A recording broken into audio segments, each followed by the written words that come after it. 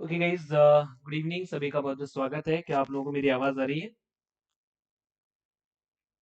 क्या आप लोगों को मेरी आवाज़ आ रही है? रीना, रक्षा, स्नेहा, स्नेहा गुड इवनिंग, सलोनी, रितु, अर्चना गुड इवनिंग, गुड इवनिंग। क्या आप लोगों को मेरी आवाज़ आ रही है?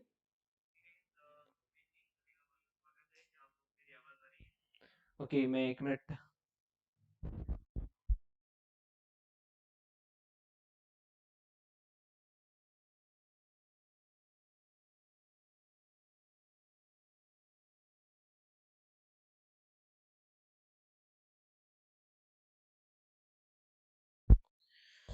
Hello, hello, hello. ओके, सभी को प्रॉपर आवाज़ आ रहा है? सभी लोग फटाफट क्लास को शेयर कर दीजिए। फटाफट क्लास को शेयर कर दीजिएगा ताकि आप लोग के दोस्त लोग भी क्लास में आ जाएं और वो भी इस महत्वपूर्ण क्लास को जो है ज्वाइन कर पाएं और आप लोगों के साथ में एमसीक्यूज लगा पाएं, क्योंकि बहुत ही इंपॉर्टेंट क्लास आज आप लोगों की होने वाली है। भीलों से रिलेटेड जो जनरल क्वेश्चंस हैं वो हम लोग लास्ट वाली क्लास में कर चुके हैं। आज हम लोग भीलों के कल्चर से रिलेटेड थोड़े से इंपॉर्टेंट क्वेश्चंस करने वाले हैं, है ना।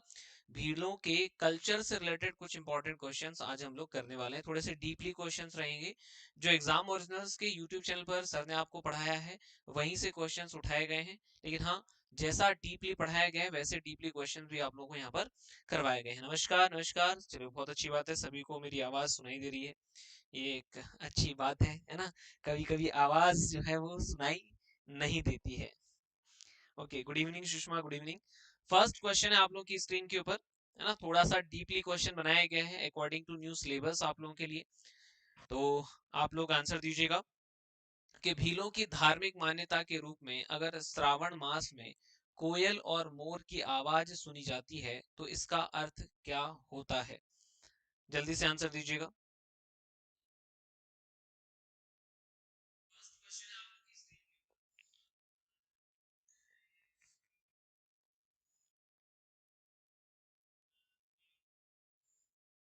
ओके, फर्स्ट का आंसर है मेरे पास में जो आया हुआ है। फर्स्ट का आंसर मेरे पास में जो आया हुआ है, फर्स्ट का बी आंसर, बहुत बढ़िया। फसल अच्छी होती है ना।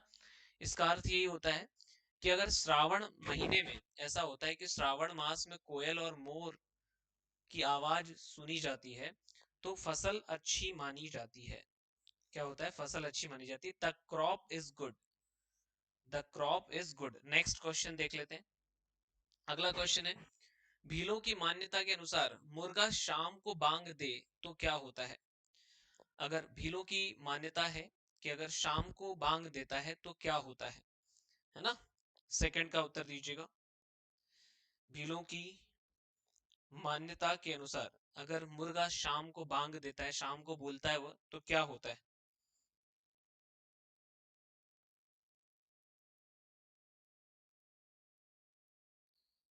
ओके, सेकंड का सी आंसर है, बिल्कुल सही बात है। किसी की मृत्यु निश्चित होती है, बिल्कुल राइट। भीलों की मान्यता के अनुसार, है ना, समवंस डेथ, किसी ना किसी की मृत्यु का प्रतीक माना जाता है अगर मुर्गा शाम को बांग देता है। ओके, चलिए नेक्स्ट क्वेश्चन है आप लोगों के लिए। भीलों के लिए तांत्रिक का कार्य कौन करता है? भीलों के लिए तांत्रिक का कार्य कौन करता है? जनरली होता है क्या है भीलों में,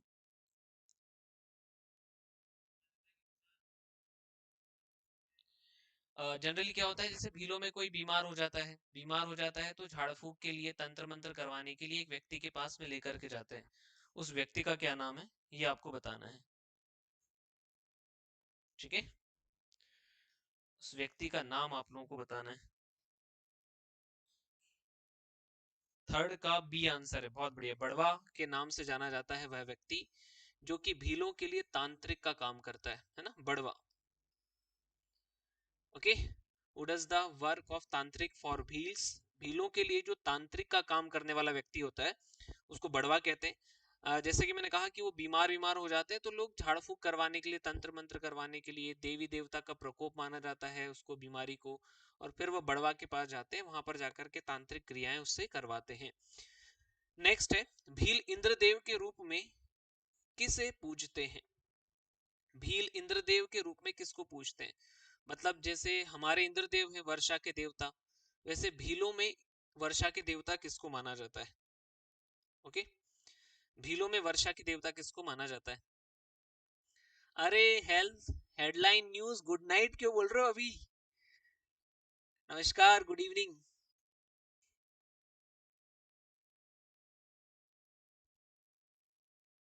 फोर्थ का बी आंसर है, बहुत बढ़िया। बाबा देव। बाबा देव जो है, बाबा देव को वर्षा के देवता माना जाता है ना? बाबा देव को वर्षा के देवता माना जाता है। नेक्स्ट है स्मिता हिरवार, गुड इवनिंग, स्वागत है आपका। वॉइस आ रही है? हेडलाइन न्यूज वॉइस आ रहा है, आप ही को नहीं आ रहा है, बाकी सबको आ रहा है।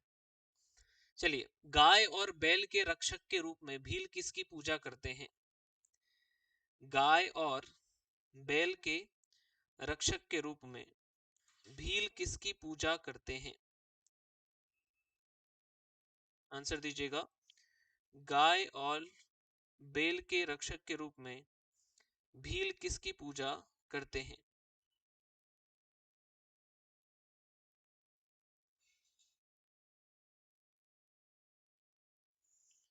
5 का ए आंसर दे रहे हैं मुझे, 5 का ए आंसर है, गुड, बहुत बढ़िया, कुहाज देव। गाय और बैल के रक्षक के रूप में भील किसकी पूजा करते हैं? कुहाज देव की पूजा करते हैं। आवाज थोड़ा सा प्रॉब्लम कर रहा होगा, है ना, कुछ टेक्निकल इशू है, उसकी वजह से आवाज आपको थोड़ी सी अलग तरीके की आ रही होगी, लेकिन उससे कोई इशू नहीं है, हमारे पास में आवाज आ रहा है, इतना हमारे लिए बहुत है ना। कुहाज देव, अच्छे क्वेश्चंस मिलना चाहिए, ठीक है। कुहाज देव जो है वो गाय और बैल के रक्षक के रूप में पूजे जाते हैं। अच्छा, आपका मोबाइल सही है तो फिर मेरी आवाज आ ही रही होगी आपको। भीलों के अनुसार मनुष्य और पशुओं की सर्प से रक्षा करने वाले देवता कौन है? According to Bhils, who is the god who protect humans and animals from snake? इसका आंसर देंगे आप लोग। जो है वह कौन से व्यक्ति हैं जो कि सर्प से रक्षा करते हैं मनुष्य और पशुओं की? मैंने कहा था कि आज मैं आप लोगों को भीलों के कल्चर के एमसीक्यूज करवाऊंगा, ठीक है ना। कल हम लोग गौंड जनजाति करेंगे, ध्यान रखना है आप लोगों को, कल हमारा जो क्लास होगा वो गौंड जनजाति का होगा। कल गौंड जनजाति के एमसीक्यूज आप लोगों को करवाए जाएंगे। ओके, कौन है भैया? भीलट देव, है ना, बहुत बढ़िया, छठवे का आंसर मुझे मिल गया, भीलट देव। भीलट देव जो है वो ऐसी रक्षा करते हैं। भीलों में दिवाली के दिन किसकी पूजा की जाती है? भीलों में दिवाली के दिन किसकी पूजा की जाती है? इंदौर में लगती है हेडलाइन न्यूज। मेरा ऑफलाइन क्लास जो है वो इंदौर में लगता है। अर्जुन सिंह चौहान जी, स्वागत है आपका। सातवें का आंसर दीजिएगा मुझे,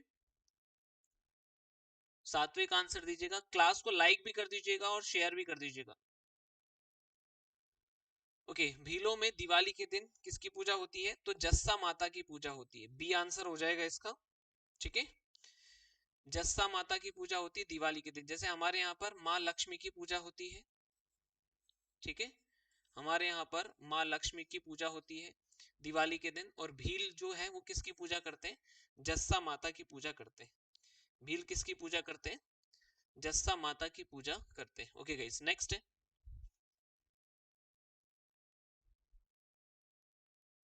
इसकी प्लेलिस्ट बनी हुई है, एसटीआर गौतम, प्लेलिस्ट बना हुआ है। भील युद्ध में जाते समय किसकी पूजा करते हैं? है ना, वॉर में जाते हुए भील किसकी पूजा करते हैं? काली माता की, भैरू देव की, होवण माता की, इनमें से किसी की नहीं। आठवें का उत्तर दीजिएगा। क्लास को शेयर भी कर दीजिए अपने फ्रेंड्स के साथ में। जिस भी ग्रुप में आप ऐड हैं वहां पर अगर आप लोगों को एक्सेस है तो आप लोग वहां पर जरूर इसको शेयर करें, अपने व्हाट्सएप ग्रुप्स वगैरह में भी शेयर करें, ठीक है। चलिए, ओके, 8 का बी आंसर मुझे दे रहे हैं भैरू देव, बहुत बढ़िया। 8 का बी आंसर है भैरू देव। भील भील हालांकि अब तो ऐसा युद्ध वगैरह होता नहीं है, पहले युद्ध वगैरह हुआ करता था। तो पहले जब युद्ध होता था उस समय भील जो है वो किसके किसकी पूजा करके जाते थे? भैरू देव की पूजा करके वह जाया करते थे, ठीक है। चलिए, ओके गाइस, नेक्स्ट है,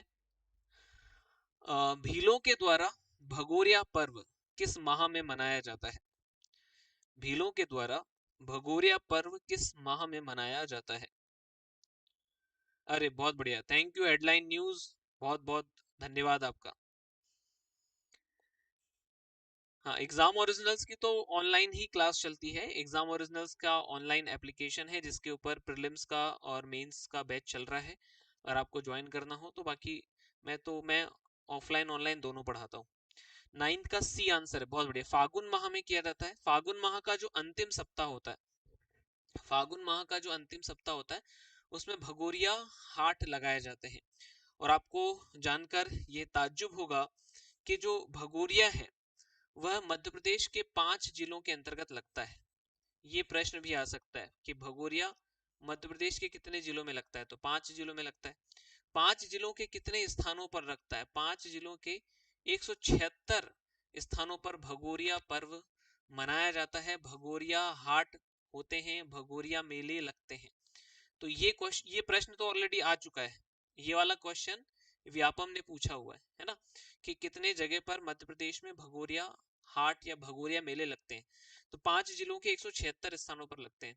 होली से एक सप्ताह पहले से स्टार्ट हो जाता है, और होली के भी आगे यह चलता है। ठीक है, तो ये है सी, बिल्कुल सही बात है। नेक्स्ट नाइन्थ का सी हो जाएगा। फिर उसके बाद 10th क्वेश्चन आ जाएगा। भगोरिया पर्व किस देवता के नाम पर प्रारंभ किया गया था? In the name of which God was the Bhagoria festival started? Bhagoria पर्व जो है वो किस देवता के नाम पर प्रारंभ किया गया था? बताएं, बिल्कुल बिल्कुल। राम राम, राम राम शैलेंद्र पटेरिया जी, राम राम, स्वागत है आपका क्लास में। हेडलाइन न्यूज, आपको प्री के लिए क्या इन्फॉर्मेशन चाहिए? अजी 10 का ए आंसर मुझे दिया जा रहा है। 10 का ए भंगोर, बिल्कुल सही बात है। भगोरिया उत्सव जो है भंगोर देवता के नाम पर मनाया जाता है। हालांकि इन्हीं की पूजा की जाती है। और भील भील जनजाति में भील जनजाति में एक गोत्र भी होता है जिसको कहा जाता है भंगोर गोत्र, है ना। भंगोर गोत्र के जो भील होते हैं, वो उनके द्वारा मुख्यतः भगोरिया उत्सव मनाया जाता है। ठीक है, उन्हीं के द्वारा भगोरिया उत्सव के समय पूजा पाठ भी किया जाता है। तो भंगोर देवता के नाम पर भगोरिया पड़ा हुआ है। ठीक है, हालांकि बाद में भगोरिया के कई सारे और दूसरे मीनिंग भी निकाले जाने लगे, कि भगोरिया उत्सव के समय पर भील लड़का और लड़की आपस में मिलते हैं, एक दूसरे को गुलाल लगाते हैं, और फिर उसके बाद वहां से भाग जाते हैं। इसके कारण इस उत्सव का नाम भगोरिया पड़ा। लेकिन भगोरिया वास्तव में किस तरीके से पड़ा हुआ है? भंगोर देवता, है ना, भंगोर देवता की इसमें पूजा होती है, इसलिए इस उत्सव का नाम भगोरिया पड़ा हुआ है। ध्यान रखिएगा, ये आप लोग बहुत ही ज्यादा इंपॉर्टेंट पॉइंट है ये, क्योंकि ये इंटरव्यू में भी आप लोगों से क्वेश्चन पूछा जा सकता है ना। क्योंकि जनरली लोग यही जानते हैं कि भगोरिया उत्सव भील लड़का लड़की के वहां से भागकर शादी करने के कारण भगोरिया पड़ा हुआ है, लेकिन भंगोर देवता के कारण मुख्यतः इसका नाम भगोरिया पड़ा हुआ है।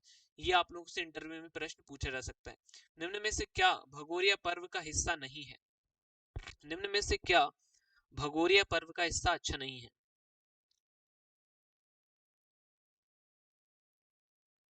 अच्छा अच्छा लग रिया 11वें का आंसर दीजिएगा कि भगोरिया पर्व का हिस्सा नहीं है। ठीक है, ओके गाइस, भगोरिया पर्व का हिस्सा जो है मैं बताता हूं आपको, सी वाला नहीं है, जलाविया नहीं है। ठीक है, जलाविया जो है वो इसका हिस्सा नहीं है। तिहवारिया जो होता है, तिहवारिया जो होता है, ये भगोरिया उत्सव जो होता है उसके स्टार्टिंग में होता है। ठीक है, भगोरिया पर्व के 7 दिन पूर्व ये होता है, जिसे तिहवारिया कहा जाता है। फिर उसके बाद में भगोरिया उत्सव जब खत्म होने वाला होता है तब उजाड़िया स्टार्ट होता है। ठीक है, और एक खुद भगोरिया ही होता है जो कि होली के आसपास हो रहा होता है। तो ये भगोरिया के 3 पार्ट हैं। ठीक है, एक तो तिहवारिया, एक जो मेन भगोरिया है, और एक उजाड़िया है। ठीक है, होली के अवसर पर जो मेन भगोरिया होता है वो। सर आपने की एमपीपीएससी की प्रिपरेशन? बिना प्रिपरेशन के मैं कैसे पढ़ा सकता हूँ हेडलाइन न्यूज? अगर मैंने एमपीपीएससी की तैयारी नहीं की होती तो मैं आपको कैसे पढ़ा रहा होता? भील जनजाति वर्ष में जिस परिवार में मृत्यु हो जाती है वहां होली के समय पर बैठने जाते हैं। यह प्रथा वहां पर क्या कहलाती है? यह प्रथा क्या कहलाती है? आंसर दीजिएगा।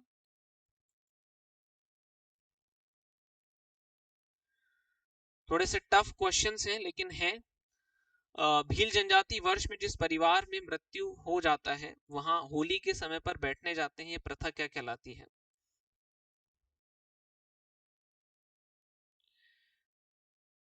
चलिए, 12 का सी आंसर दिया जा रहा है, बिल्कुल सही बात है। 12 का सी आंसर है रखड़ा उड़ाड़ना। ठीक है, क्या है? रखड़ा उड़ाड़ना।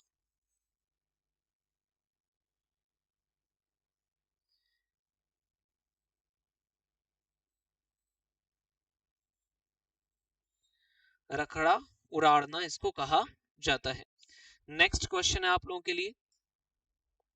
भील जनजाति गल नामक पर्व कब मनाती है? भील जनजाति गल नामक पर्व कब मनाती है? बहुत ही ऐसे क्वेश्चंस आप लोगों के लिए लेकर के आए हैं जो कि अक्सर आजकल पूछे भी जा रहे हैं, है ना। जैसे इस बार एमपीपीएससी ने पूछा था, जो है बुंदेलखंड का एक नृत्य पूछा था कि होली के दूसरे सॉरी दिवाली के अगले दिन कौन सा पर्व मनाया जाता है सागर क्षेत्र में, है ना। ये क्वेश्चन पूछा था, उसी तरीके का ये क्वेश्चन है। 13वें का आंसर दीजिएगा। हेडलाइन न्यूज अगर मैं मेंस नहीं देता तो मैं यहाँ पर पढ़ा कैसे सकता था, आप बताओ ना मुझे, है ना। एग्जाम ओरिजिनल्स कोई छोटा मोटा संस्थान है क्या? बिल्कुल मैंने मेंस दिया है, बिल्कुल हेडलाइंस मैंने मेंस दिया है। और आप यहाँ पर पढ़ाई करने आए हो कि मेरी न्यूज निकालने आए हो? भील जनजाति होली के दूसरे दिन, होली के सेकंड डेज ऑफ होली। ठीक है। हाँ हाँ, ऐसे ही चल रहा है, मुझे भी ऐसे ही लग रहा है। चलो, भीलों के द्वारा गढ़ नामक पर्व कब मनाया जाता है? एक हमने देखा है कि एक होता है गल, गल नामक पर्व कब मनाया जाता है? होली के दूसरे दिन मनाया जाता है इनमें। ठीक है। और जो गढ़ नामक पर्व है वो कब मनाया जाता है, ये बताइएगा। गढ़ नामक पर्व कब मनाया जाता है?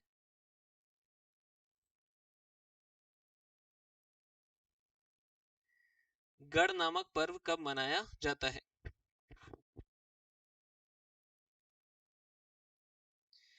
तो ये मनाया जाता है दोस्तों, होली के 12वें 13वें दिन गढ़ नामक पर्व मनाया जाता है। ठीक है। इसमें होता क्या है, इसमें क्या होता है? इस फेस्टिवल में एक्चुअली ये राजा महाराजा के समय से होता आ रहा है, ये विजय का प्रतीक माना जाता है, विजय का प्रतीक माना जाता है। ठीक है। होली के बाद, होली के बाद 12वें 13वें दिन ये पर्व भीलों के अंदर मनाया जाता है। इसमें होता क्या है कि एक पोल होता है ना, एक पोल होता है, एक खंबा होता है जो काफी चिकना होता है, और उसके ऊपर भील पुरुषों को चढ़ाया जाता है और पीछे से डंडी मारी जाती है ताकि वो ऊपर तक चढ़ पाए। तो अगर कोई व्यक्ति ऊपर तक चढ़ जाता है और वापस नीचे उतरता है तो उसको विजय का प्रतीक माना जाता है। तो इस तरीके का ये एक पर्व है भीलों के अंदर, जिसे गढ़ कहा जाता है, जिसे गढ़ कहा जाता है। ओके। भील इंद्रदेव को प्रसन्न करने के लिए कौन सा उत्सव मनाते हैं? भील इंद्रदेव को प्रसन्न करने के लिए कौन सा उत्सव मनाते हैं? टोड़ी, गढ़, गल, नवनी। भील इंद्रदेव को प्रसन्न करने के लिए कौन सा उत्सव मनाते हैं?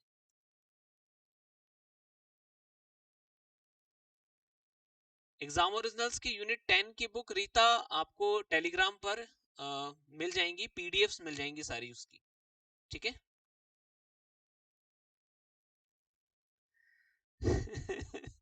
15 का ए, बिल्कुल सही बात है। तोड़ी नामक उत्सव मनाया जाता है। ठीक है। टोडी नामक उत्सव मनाया जाता है। एक्चुअली भील जो है ये उत्सव मनाते हैं, वर्षा जब नहीं होती है तो वर्षा को प्रारंभ करने के लिए ये उत्सव मनाया जाता है, और इसमें इंद्रदेव की पूजा की जाती है और उनको प्रसन्न किया जाता है। ठीक है। चलिए नेक्स्ट है, भील में जड़ी बूटी का प्रयोग और भूत प्रेत भगाने का कार्य करने वाले व्यक्ति को क्या कहा जाता है? What is the name of person who use herbs and drives away ghost among Bhil? जल्दी से बताइएगा।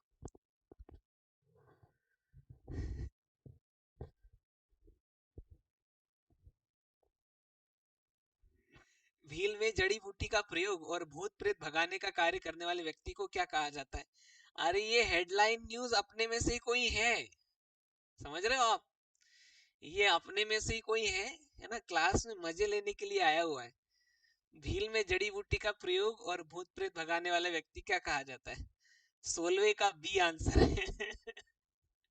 बिल्कुल सही बात है, बड़वा कहा जाता है। अभी अपन ने देखा भी था, है ना, कि जो तांत्रिक का काम करता है ना, भीलों में जो तांत्रिक का काम करता है उसी को बड़वा कहा जाता है।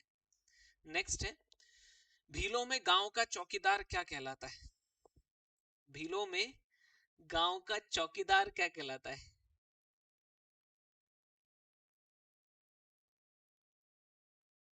चलो, पता नहीं कौन है भाई। चलिए, भीलों में गांव का चौकीदार क्या कहलाता है? चलो, भीलों में गांव का चौकीदार ए कोटवार कहलाता है ना। कोटवार की नियुक्ति कौन करता है?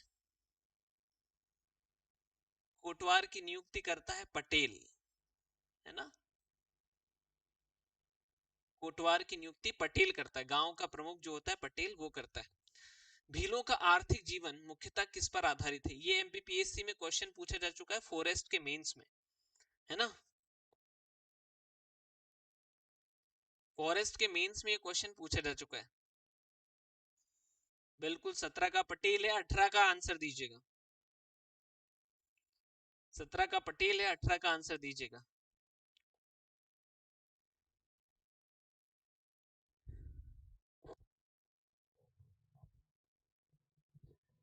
18 का बी आंसर है, बिल्कुल कृषि इसका आंसर हो जाएगा, कृषि, एग्रीकल्चर। ओके, सबसे ज्यादा इनका जो इकोनॉमिकल लाइफ है वो इफेक्टेड होता है एग्रीकल्चर से, और इनकी पूरी लाइफ एग्रीकल्चर पर चलती है। बाकी इसके अलावा ये पशुपालन वगैरह भी करते हैं, हंटिंग भी करते हैं, शिकार भी करते हैं, लेकिन मेनली जो है वो कृषि पर इनका जीवन निर्भर है। और ये एमपीपीएससी ने कृषि ही इसका आंसर दिया हुआ था फॉरेस्ट मेंस में। भीलों में डोहिया नृत्य कब होता है? भीलों में डोहिया नृत्य कब किया जाता है?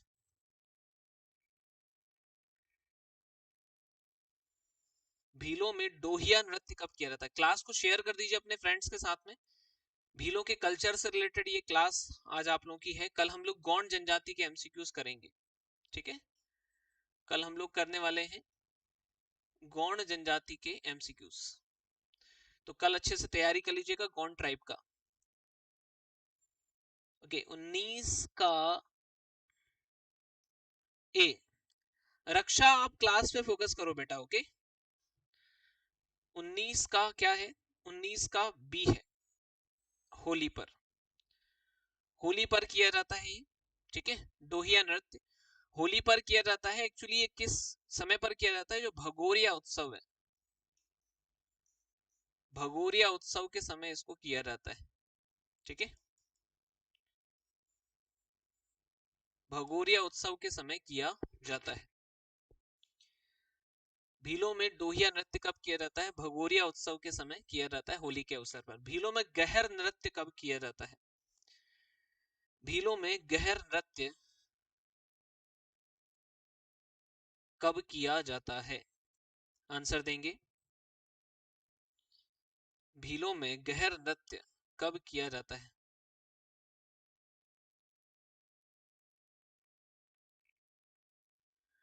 तो गहर नृत्य भी होली के अवसर पर ही किया जाता है ना, ध्यान रखेंगे। गहर नृत्य कब किया जाता है? ये भी होली के अवसर पर ही किया जाता है भीलों के द्वारा।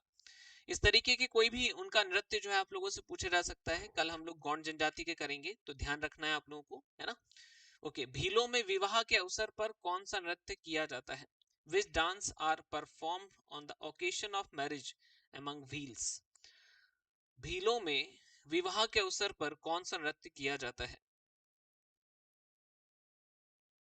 ओके, 21 का आंसर दीजिएगा मुझे। 21 का जो आंसर है वो है उपर्युक्त सभी, ऑल ऑफ द अबव, ठीक है।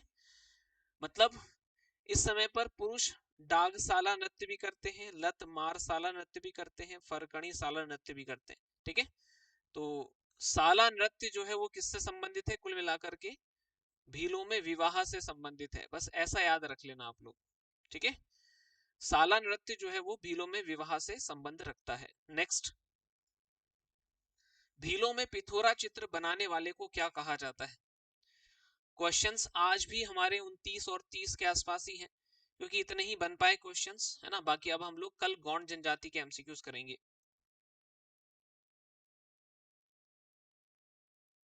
ओके, भीलों में पिथोरा चित्र बनाने वाले को क्या कहा जाता है? 22 का सी आंसर है, सुषमा ने सी आंसर दिया। ओके, लिखिंदर कहा जाता है, बहुत बढ़िया। लिखिंदर कहा जाता है, जिसे आप लोगों को पता होगा पेमा फालिया। पेमा फालिया जो है वो भीलों में पिथोरा चित्रकारी के लिए काफी ज्यादा फेमस है। इसके अलावा भूरी बाई, भूरी बाई को भी आप लोग जानते होंगे, जिन्हें पद्मश्री मिला हुआ है। ये दोनों ही क्या कहलाते हैं? लिखिंदर कहलाते हैं। ये दोनों ही लिखिंदर कहलाते हैं। ओके, चलिए नेक्स्ट। जब किसी भील जनजाति के व्यक्ति की मृत्यु दुर्घटना होती है तो उसकी स्मृति में बने जाने वाले पत्थर के शिल्प को क्या कहा जाता है? होता है ना कि किसी की डेथ हो जाती है, तो मतलब दुर्घटना में डेथ होती है, आकस्मिक डेथ होती है, तो फिर उसकी स्मृति में एक पत्थर लगाया जाता है। उस पत्थर को क्या कहा जाता है ना। नहीं, हेडलाइन मुझे पूरा विश्वास है रक्षा के ऊपर, है ना। रक्षा 2 सालों से हमारे साथ में पढ़ रही है।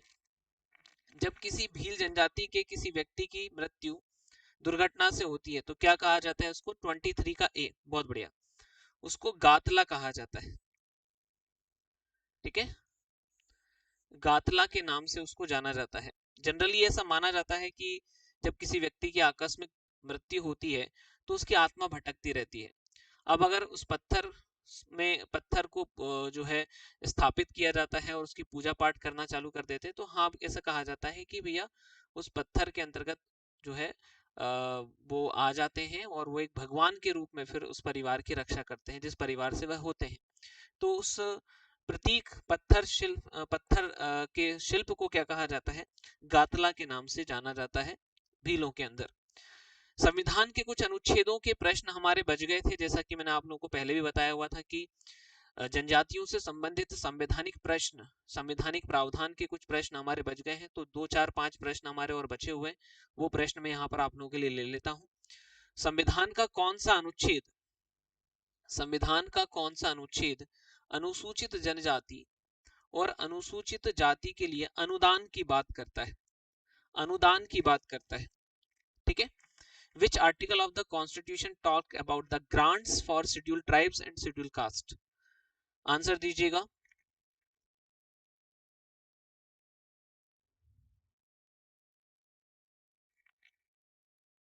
ओके, 23 का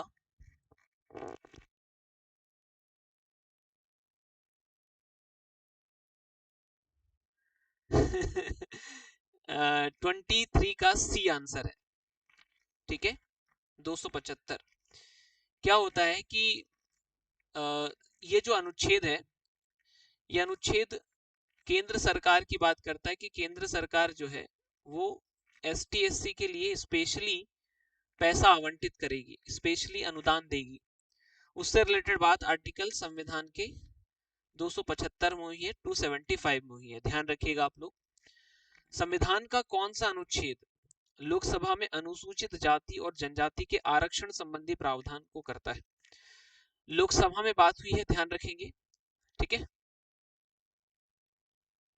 लोकसभा, लोकसभा में अनुसूचित जाति और अनुसूचित जनजाति के आरक्षण संबंधी प्रावधान को करता है।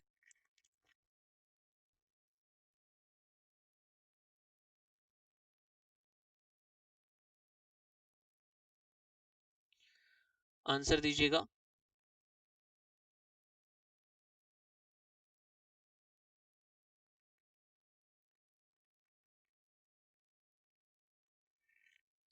ट्वेंटी फाइव का सी, ओके, बहुत बढ़िया। 25 का जो है वो आंसर सी है गाइस, आर्टिकल 332। आर्टिकल 332 कहता है कि अनुसूचित जाति और अनुसूचित जनजाति को क्या होगा, जनसंख्या के अनुपात में आरक्षण होगा। और इसके आधार पर अगर अपन बात करेंगे अभी, तो 84 जो है वो शेड्यूल कास्ट के लिए आरक्षित है लोकसभा में, और 47 जो है वो शेड्यूल ट्राइब्स के लिए आरक्षित है लोकसभा के अंदर। ठीक है, ऐसे ही है।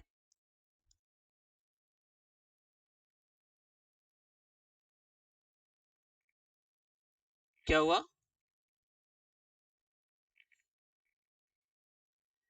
एक सेकंड फ्रेंड्स, थोड़ा कुछ टेक इशू आया हुआ है।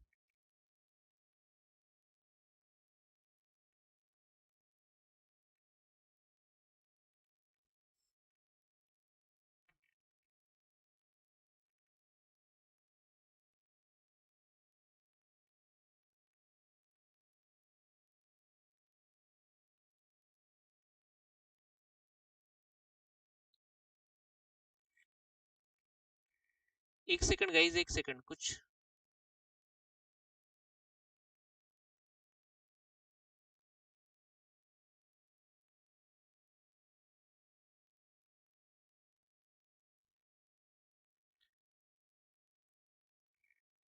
एक सेकंड, मैं फिर से इसको आंसर को दे रहा हूँ। ठीक है, असल में वही मुझे थोड़ा सा कुछ गड़बड़ लग रहा था इसमें। थोड़ा सा चेंज कर रहे हैं आंसर को, थोड़ा सा इसमें चेंजेस लेकर के आ रहे हैं अपन। एक सेकंड रुकना।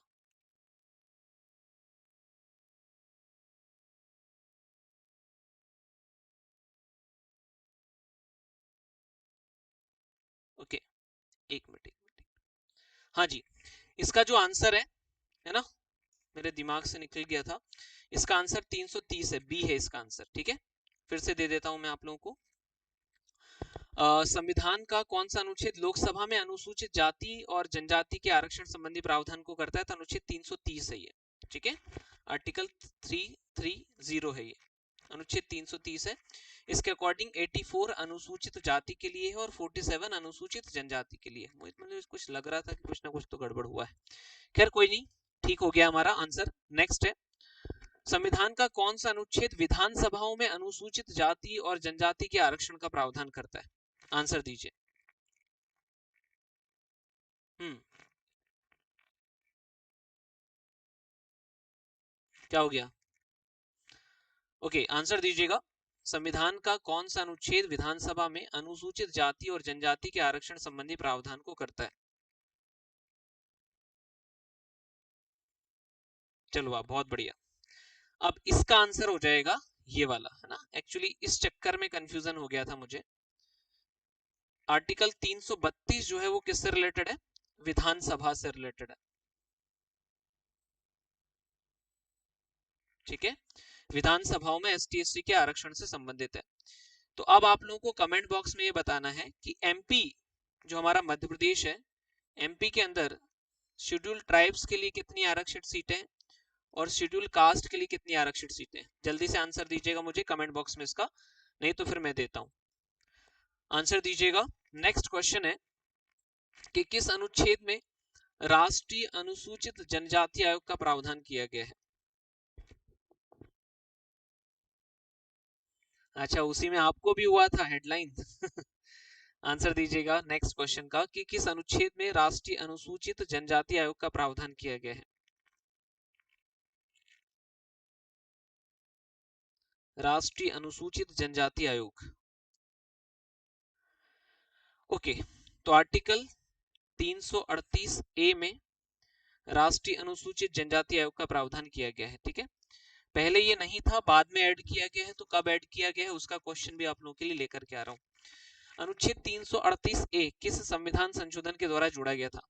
अनुच्छेद 338 ए किस संविधान संशोधन के द्वारा जोड़ा गया था?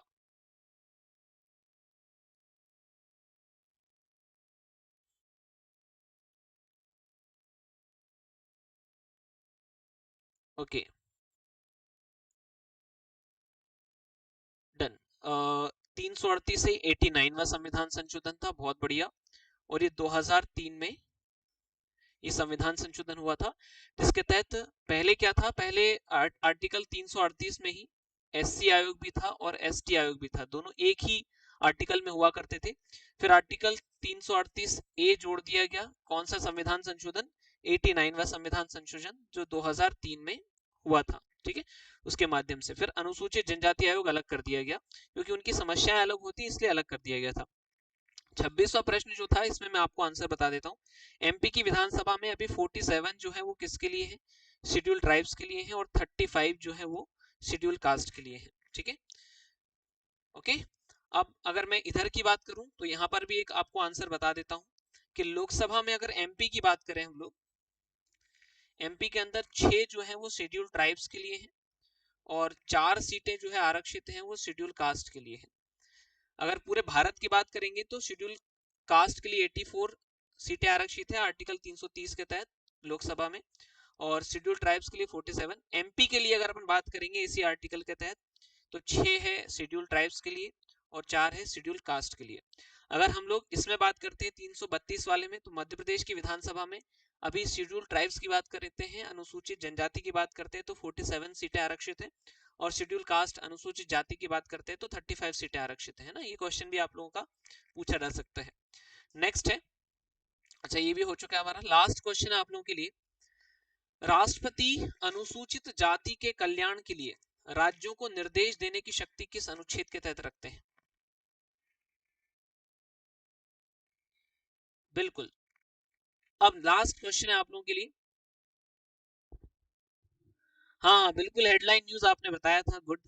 राष्ट्रपति अनुसूचित जनजाति के कल्याण के लिए राज्यों को निर्देश देने की शक्ति किस अनुच्छेद के तहत रखते हैं? आंसर दीजिएगा।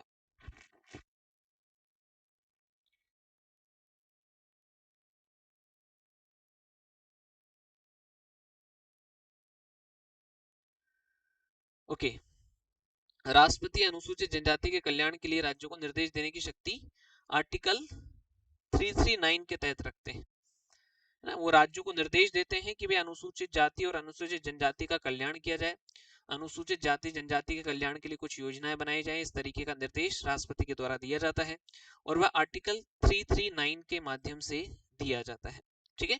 तो आज की क्लास हमारी यहाँ पर खत्म होती है। जल्दी से आप लोग बताइएगा कि टोटल 29 क्वेश्चंस थे हमारे, और इन 29 क्वेश्चंस में से आपके कितने सही हुए हैं, जल्दी से कमेंट बॉक्स में मुझे बता दीजिएगा। कल हम लोग गौंड जनजाति के एमसीक्यूज करने वाले हैं, ठीक है। कल हम लोग गौंड जनजाति के एमसीक्यूज करेंगे, बताएं।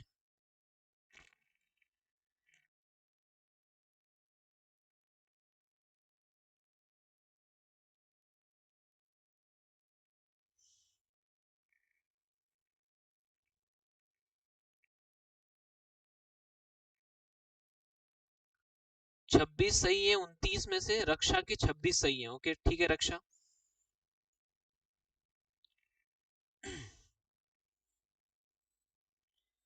रक्षा के 26 सही है, कंचन के भी 26 सही है। और बताएं। अर्चना के 24 सही है, ठीक है, अर्चना के 24 सही है। और हेडलाइन जो है उनके 25 सही है, ठीक है। तो इस हिसाब से देखा जाए तो ये निकल करके आता है टॉपर का नंबर, ठीक है। तो इस आज की टॉपर्स कौन कौन है, रक्षा है और कंचन है आज की टॉपर्स है, ठीक है। ओके रीता बेटा, कोई बात नहीं, 24 है आपका, आपका भी ठीक स्कोर है। अच्छा सुषमा का 29 में से 29, क्या बात है, सुषमा टॉपर है आज की, 29 में से 29 सुषमा, गजब। तो ये सेकंड टॉपर हो जाएंगी, ठीक है, फर्स्ट टॉपर सुषमा है, सेकंड टॉपर हो जाएंगी कौन, रक्षा और कंचन, है ना।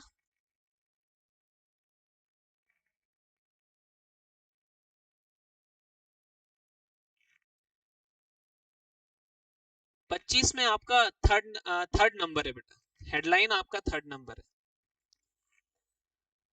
तीसरे नंबर पर हो आप।